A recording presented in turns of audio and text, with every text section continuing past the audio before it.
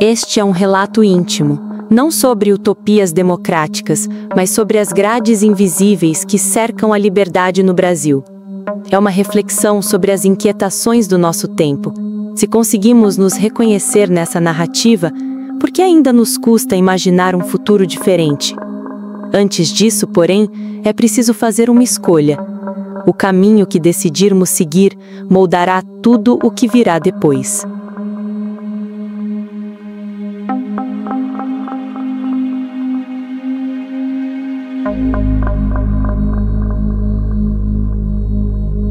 Era uma sexta-feira comum. Eu deveria estar indo trabalhar, mas estava preso em casa. Não por escolha, por necessidade. Na TV, as imagens eram chocantes. Blindados nas ruas, helicópteros sobrevoando a cidade, homens armados por toda parte. Uma operação policial massiva estava acontecendo numa das maiores favelas do país, onde uma guerra entre facções havia saído completamente do controle. Enquanto eu ficava ali, impedido de sair, uma pergunta me veio à mente. Como chegamos a esse ponto? Será que isso é só um problema de segurança pública ou há algo mais profundo acontecendo? Vamos voltar ao básico. O que é democracia, afinal? No século XVIII, os filósofos iluministas tinham uma definição interessante. Democracia é quando você é ao mesmo tempo súdito e soberano. Você obedece às leis, mas também participa de criá-las. Sua voz importa. Você faz parte do que Rousseau chamava de vontade geral, o interesse coletivo que vai além dos desejos individuais. Parece bonito na teoria, não é? Mas na prática as coisas ficam complicadas. Rousseau já alertava que a democracia só funciona quando conseguimos equilibrar nossos desejos pessoais com o bem comum. Quando esse equilíbrio se quebra, quando cada grupo só pensa em si mesmo, a democracia vira apenas um jogo de poder, e quem tem mais força ganha. Michel Foucault teve uma frase genial sobre isso. A política é a guerra por outros meios. Na democracia, nossos conflitos deveriam ser resolvidos através de instituições, parlamentos, eleições, tribunais. Mas e quando essas instituições falham? Maquiavel dizia que só quem está no vale vê com clareza os contornos da montanha. O pintor precisa descer do cume ao vale para compreender o relevo das coisas. Por essa razão, para entender o príncipe, era preciso ser polvo. Nas palavras do filósofo, assim como os que desenham paisagens se colocam nos vales para apreciar a natureza das montanhas, em lugares elevados e nas cumeadas dos montes para dos vales, da mesma forma, para bem conhecermos a índole dos povos, é mister sermos príncipes, e para conhecermos bem a dos príncipes, precisamos ser do povo. Por outro lado, do alto do poder, ou das bolhas de privilégio, a realidade costuma parecer mais plana, mais simples. Mas quem vive no chão áspero da desigualdade enxerga nuances que o olhar altivo não capta. Maquiavel entendia que o verdadeiro conhecimento da política exige olhar com os olhos do povo. Quem está no topo fala de mérito. Quem está no vale entende a engrenagem. Por isso, ouvir quem vive à margem, mesmo que nos assuste, às vezes revela verdades que os salões não ousam pronunciar. Afinal, para pintar um retrato fiel da sociedade, é preciso sair da torre e pisar no barro.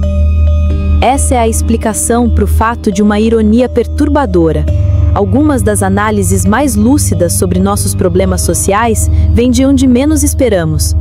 Líderes do crime organizado, em entrevistas ao longo dos anos, frequentemente fazem diagnósticos certeiros sobre educação e oportunidades. Um desses relatos dizia algo assim: não adianta só botar polícia, tem que ter escola, esporte, oportunidade. Se o filho do pobre tivesse as mesmas chances na educação que o filho do rico, ele não ia para o crime. Pense na ironia. Quem está à margem da lei entende melhor do que muitos políticos que educação de qualidade é segurança pública. Quando as pessoas têm oportunidades reais de crescer na vida, elas não precisam buscar alternativas ilegais. Isso não é teoria, é matemática social. Estudos do IPEA mostram que regiões com melhor educação e mais oportunidades de emprego têm menos violência. É simples assim. Oportunidade reduz crime. Aqui está o ponto crucial. Não existe vácuo de poder. Quando o Estado se ausenta, seja por falta de recursos, vontade política ou capacidade, outros poderes ocupam esse espaço. Já ouviram falar de programas que tiraram pessoas do tráfico através de oportunidades de trabalho? A eficácia é impressionante. Oferece-se emprego formal, com carteira assinada e perspectiva de futuro, e as pessoas saem do crime e não voltam. Por quê? Porque viram que tinham trabalho e futuro na economia legal. Isso nos leva a uma reflexão incômoda. Se é tão simples assim, por que não fazemos mais? Por que continuamos apostando só na repressão? A Constituição me garante o direito de ir e vir. Mas de que adianta? No mundo real, os tiros não têm direção certa, e eles matam. É por isso que eu tô aqui, em casa, com medo de sair. No papel, sou livre.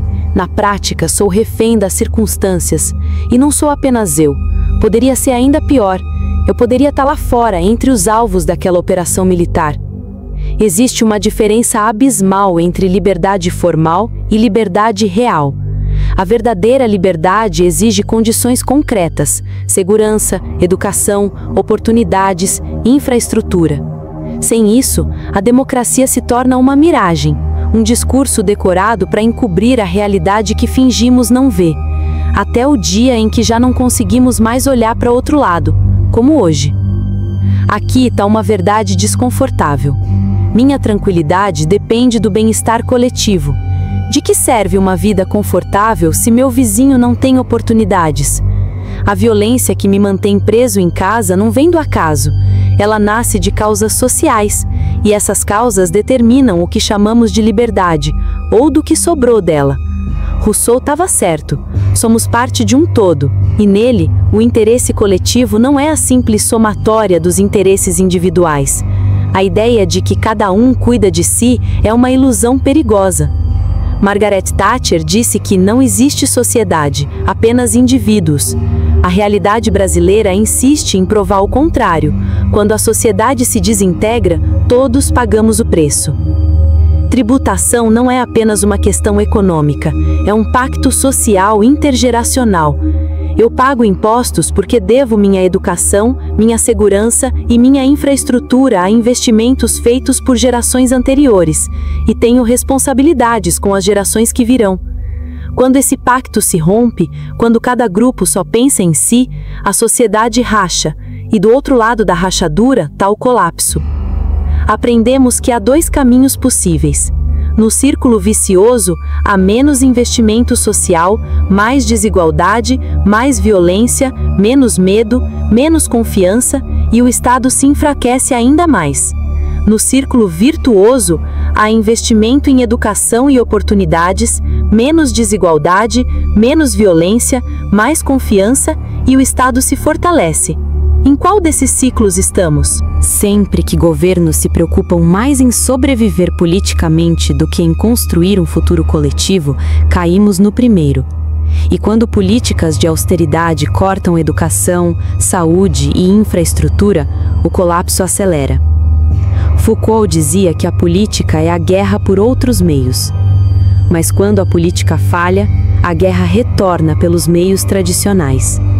Foucault dá lugar a Clausewitz.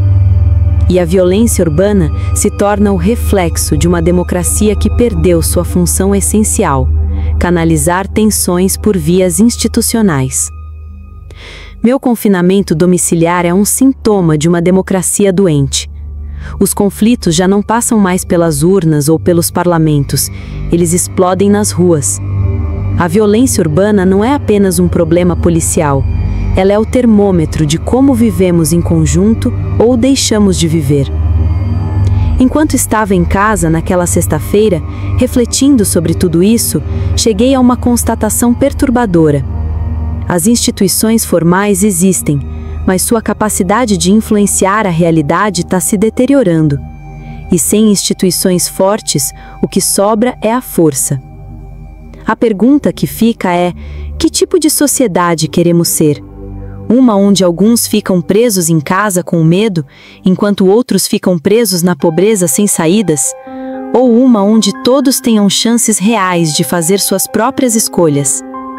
A resposta está em nossas mãos, porque no fim das contas, democracia não é só um voto a cada 4 anos, mas sobre como organizamos nossa existência coletiva e resolvemos nossos problemas.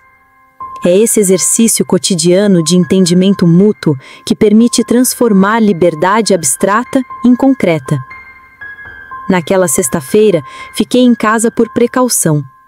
Mas não quero que essa seja a única opção para ninguém. Por isso escrevo, por isso questiono, por isso convido você a pensar. Se a democracia não for para todos, ela nunca será verdadeiramente democrática. E você? O que pensa sobre isso?